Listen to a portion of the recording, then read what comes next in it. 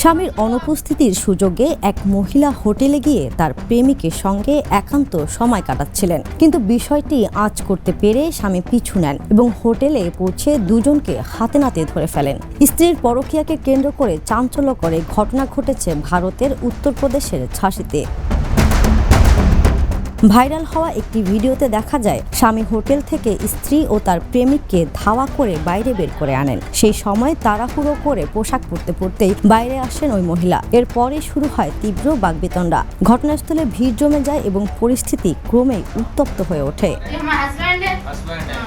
স্ত্রী অভিযোগ করেন তিনি টানা 2 বছর ধরে স্বামীর সঙ্গে থাকতে পারেননি। সেই একাকিত্ব থেকেই তিনি অন্য একজনের সঙ্গে সম্পর্কে জড়ান বলে দাবি করেন। তবে উপস্থিত লোকজনের একের পর এক প্রশ্নে তিনি বিব্রতকর পরিস্থিতির মুখে পড়েন।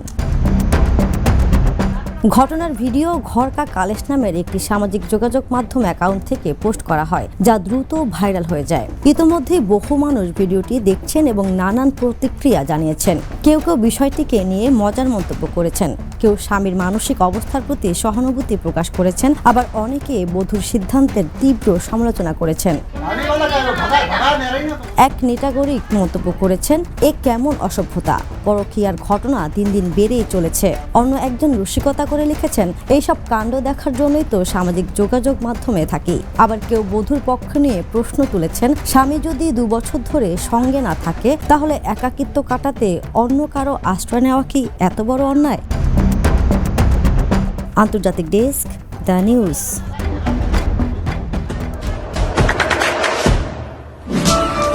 দেশে দেশে সবার সাথে দ্য নিউজ।